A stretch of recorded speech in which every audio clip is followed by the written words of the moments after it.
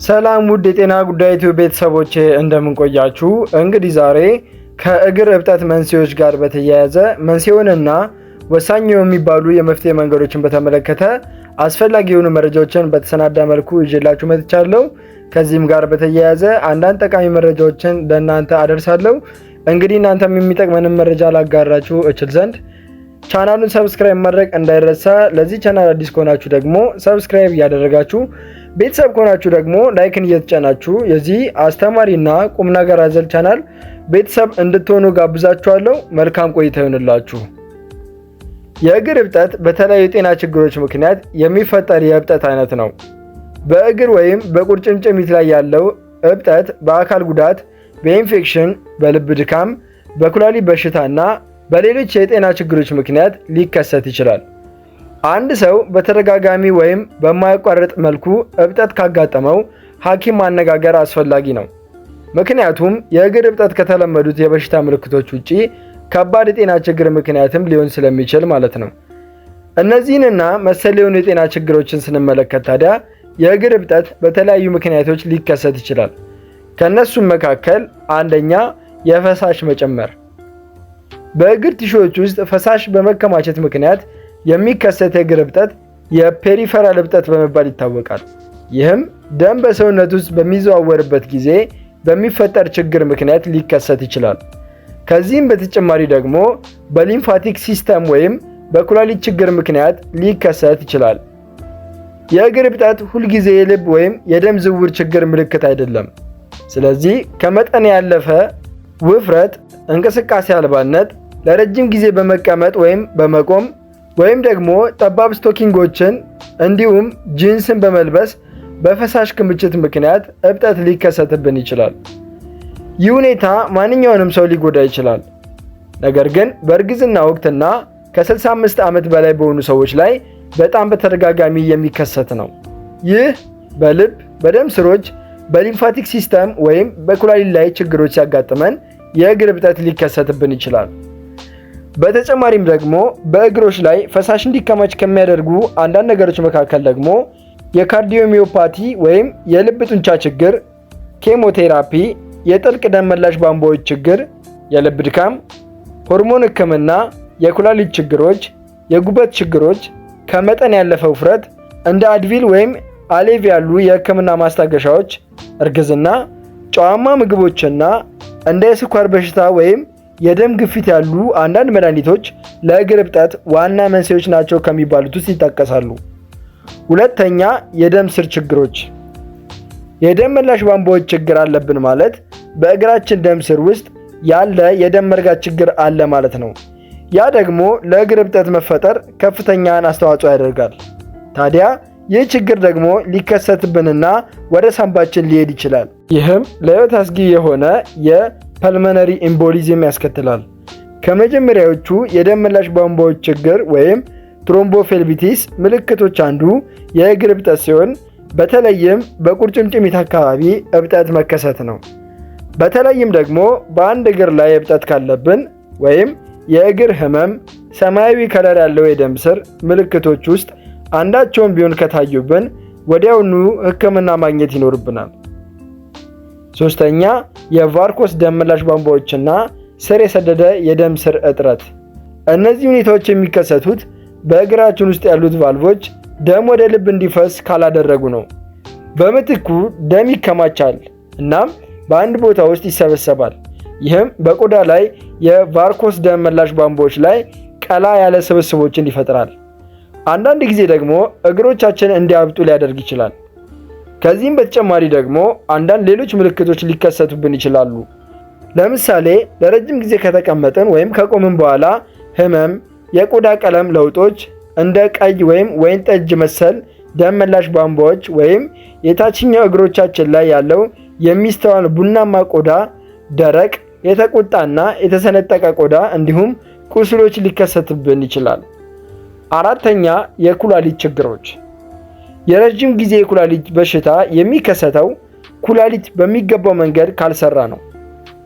ከደም ውስጥ ውሃንና ቆሻሻን ከማጣራት ይልቅ ፈሳሽ በሰውነት ውስጥ ስለሚከማች በእጆቻችንና በእግሮቻችን ላይ እብጠት ይከሰታል።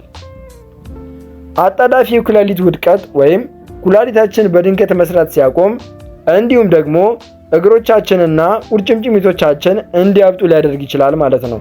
እንዲሁም አንዳንድ ለየት ያሉ ምልክቶች ሊከሰትብን ይችላል። ለምሳሌ ድካም፣ የትንፋሽ እጥረት፣ ማቅለሽለሽ፣ በጣም የመጠማት ስሜትና የመደንዘዝ እንዲሁም ደም መፍሰስ ይጠቀሱበታል። አምስተኛ መድኃኒቶች። አንዳንድ ጊዜ እብጠት በሐኪም በታዘዙ መድኃኒቶች የጎንዮሽ ጉዳት ሊከሰት ይችላል። ከዚህም ጋር በተያያዘ ታዲያ የእግር እብጠት ሊያስከትሉ የሚችሉ መድኃኒቶች ናቸው ከሚባሉት መድኃኒቶች ውስጥ የካልሲየም ማገጃዎች የሚባሉ የልብ መድኃኒቶች፣ አምሎድፒን ወይም ኖርቫስክ፣ ስቴሮይድ ያልሆኑ ጸረ ብግነት መድኃኒቶች ለምሳሌ አስፕሪን፣ ሴሌኮክሲን ወይም ሴሌብሬክስ፣ ኢቦፕሮፊን፣ ናፕሮክሲን፣ አክቶስ እና አቫንዲያን ጨምሮ የተወሰኑ የስኳር በሽታ መድኃኒቶች፣ ኢስትሮጂን ወይም ፕሮጀስትሮን የያዙ የሆርሞን መድኃኒቶች፣ አንዳንድ ጸረ ጭንቀት መድኃኒቶች። ከእነዚህ መድኃኒቶች ውስጥ አንዱን ከወሰድንና የታችኛው እጅና እግር ካበጠ የሕክምናውን ይዘት ለማስተካከል ጠንከር ያለ ሕክምና ያስፈልገናል ማለት ነው። ስድስተኛ እርግዝና። በሶስተኛው ወር አጋማሽ ላይ የሚያድገው ልጅ በእግር ላይ ባሉት ደም መላሾች ላይ ጫናን ይፈጥራል። ይህ የደማችንን ስርጭት ይቀንሳል እናም ፈሳሽ እንዲከማች ያደርጋል። ይህ ደግሞ ለስላሳ እብጠትን ያስከትልብናል ማለት ነው። ሌላው ደግሞ ከዚህ ጋር በተገናኘ የሚከሰቱ የእብጠትና የህመም አይነቶች አሉ። ስለዚህ እነዚህ ደግሞ በሚከሰቱበት ጊዜ የህክምና አቅራቢዎች ጋር መነጋገር ያስፈልጋል። ስለዚህ እነዚህ ደግሞ በሚከሰቱበት ጊዜ የህክምና አቅራቢዎችን ማነጋገር ያስፈልጋል። ምክንያቱም ምናልባት ፕሬክላምፕሲያ የሚባል ከባድ በሽታ ሊኖርብን ስለሚችል ማለት ነው። የእሱም ምልክቶች ደግሞ የሚከተሉትን ያካትታል። ለምሳሌ ከባድ እብጠት፣ በተለይም በአይናችን አካባቢ፣ መጥፎ ራስ ምታት፣ እንደ ብዥታ ወይም ለብርሃን ስሜታዊነት ያሉ የእይታ ለውጦች፣ በመጨረሻዎቹ 3 ወራት ውስጥ ደግሞ ወይም ከወሊድ በኋላ የእግር ማበጥና የትንፋሽ ማጠር ካለብን ህክምና የግድ ያስፈልገናል ማለት ነው። ሰባተኛ ኢንፌክሽን ወይም ቁስል። በማንኛውም ጊዜ የተቆረጡ፣ የተቦረበሩ ወይም የበለጠ ከባድ የሆነ ቁስል ሲያጋጥመን ሰውነታችን ፈሳሽና ነጭ የደም ሴሎችን ወደ ተጎዳው ክፍል ያፋጥናል። ያ ደግሞ እብጠትን ያስከትላል። ነገር ግን እብጠቱ ከ2 እስከ 3 ሳምንት በላይ የሚቆይ ከሆነ ህክምና ማግኘት ይኖርብናል። ቁስሉ ከተበከለ የበለጠ እብጠት ሊኖርብን ይችላል። ጉዳት በደረሰበት ቦታ በመጀመሪያው ቀን እብጠት መፈጠር የተለመደ ነው። በሁለተኛው ቀን አካባቢ ግን ከፍተኛ ደረጃ ላይ መድረስና መሻሻል መጀመር አለበት። ከዚህ ጋር ተያይዞ ደግሞ የስኳር በሽታ ወይም ሌላ በሽታ የመከላከል ስርዓታችንን የሚጎዳ ከሆነ ህክምና ማማከርና መፍትሄ ማግኘት ይኖርብናል። እብጠትን ለማስታገስ ደግሞ እነዚህን የቤት ውስጥ መድኃኒቶች መሞከር እንችላለን። ለምሳሌ የጨው ምግቦችን መቀነስ፣ በየቀኑ የአካል ብቃት እንቅስቃሴ ማድረግ፣ በረጅም የመኪና እንቅስቃሴ ላይ በተቻለ መጠን ቦታውን መቀየርና ለእረፍት መቆም፣ ከመቀመጫችን ተነስተን በተቻለ መጠን መንቀሳቀስ፣ በቀን ውስጥ ለግማሽ ሰዓት ያክል እግራችንን ከልባችን በላይ ከፍ ማድረግና ማንቀሳቀስ። ነገር ግን የእግር እብጠት የከባድ ነገር ምልክት ሊሆን ስለሚችል ደግሞ ሌሎች ምልክቶችን ካየን በተለይም የእግር ህመም፣ የትንፋሽ ማጠር ወይም ከፍተኛ ድካም ከተሰማን ወዲያውኑ ህክምና ማድረግ ይኖርብናል። ምክንያቱም የእብጠቱ መንስኤ ምናልባትም ኢንፌክሽን፣ ጉዳት ወይም ቀዶ ጥገና ከሆነ የመንስኤውን አይነት አውቀን ተገቢውን ህክምና ማድረግ አስፈላጊ ነው ማለት ነው። ሌላው ደግሞ እግራችን መጠነኛ እፎይታን እንዲያገኝ የሚያግዙ ብዙ አይነት መድኃኒቶችን በአካባቢያችን ፋርማሲ ማግኘት እንችላለን። እንደ ኢቦፕሮፊን ወይም ናፕሮክሲን ያሉ ስቴሮይድ ያልሆኑ ጸረ ብግነት መድኃኒቶች እብጠትን ለማስታገስ ይረዳናል። በተጨማሪም አክታሚኖፊን ደግሞ እንዲሁ ህመምን እንድንከላከል ይረዳናል። አንዳንድ ዶክተሮች ማግኒዥየም የሚያሰቃይ እብጠትን ለማስታገስ በአመጋገባችን ላይ የሚጨምሩት ጥሩ ማዕድን ነው ይላሉ። ስለዚህ አንዳንድ ተጨማሪ መድኃኒቶችን ከመውሰዳችን በፊት ደግሞ ሁል ጊዜ የህክምና ባለሙያዎችን ማማከር ይኖርብናል። ሌላው ደግሞ መታጠቢያ በማዘጋጀት እግሮቻችንን ከ15 እስከ 20 ደቂቃዎች በሞቀ ውሃ ውስጥ በኢፕሰም ጨው በመዘፍዘፍ ይህም ጡንቻዎችን ዘና ለማድረግና እብጠትን ለማስታገስ ይረዳል። የመታጠቢያ ገንዳ ከሌለን ደግሞ ውሃው እግራችንን እስከ ጉልበታችን ድረስ በመሸፈን ቢያንስ አንድ እግርን በአንድ ጊዜ የሚይዝ ትልቅ ባልዲ በማዘጋጀት እግራችንን መዘፍዘፍ ይመከራል። በተጨማሪም ደግሞ ማሳጅ ማድረግ ሲሆን የማሳጅ ቴራፒስትን መጎብኘት ካልቻለንና ምንም አይነት መሳሪያ ከሌለን አሁንም እቤት ውስጥ ራሳችንን ማሸት እንችላለን ማለት ነው።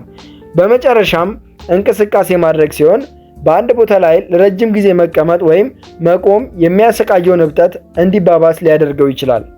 በቀን ውስጥ በተቻለ መጠን እንቅስቃሴ ማድረግ ያስፈልጋል። የደም ዝውውርን ለማገዝ ጉልበቶቻችንን በማጠፍና በመዘርጋት እንቅስቃሴ ማድረግ ያስፈልጋል። ይህ ከእግራችን ላይ ተጨማሪ ፈሳሽ ለማውጣት እና ወደ ልባችን ለመመለስ ይረዳል። የመገጣጠሚያ ችግሮች ካጋጠሙን ደግሞ ለመዋኘት መሞከር ይኖርብናል። ይህ የአካል ብቃት እንቅስቃሴ ሰውነታችን ክብደት ሳይሸከም እንዲንቀሳቀስ ያስችለዋል። እንዲሁም የሚሰማንን ህመም ያስታግስልናል ማለት ነው። እንግዲህ ዛሬ የእግር እብጠትን በተመለከተ የሚከሰትበትን ሁኔታዎችና ለመፍትሄ የሚሆኑ የትሪትመንት መንገዶችን ግልጽና ቀለል ባለ መልኩ ተመልክተናል። እናንተም ከዚህ ቪዲዮ ጥሩ ትምህርት እንደወሰዳችሁበት ተስፋ አድርጋለሁ። እንግዲህ እናንተም ከተማራችሁበትና ቁም ነገርን ካገኛችሁበት በቅንነት ለሌሎች ሼር በማድረግ ቪዲዮ ለሌሎች እንዲደርስ አድርጉ። በተጨማሪም ሌሎች ጠቃሚ የሆኑ የጤና መረጃዎች እንዲደርሷችሁ ሰብስክራይብ እና ላይክ ማድረጋችሁን እንዳትረሱ። ቀጣይ ደግሞ በሌላ የጤና ርዕሰ ጉዳይ እንገናኛለን። መልካም ጊዜ ይሁንላችሁ።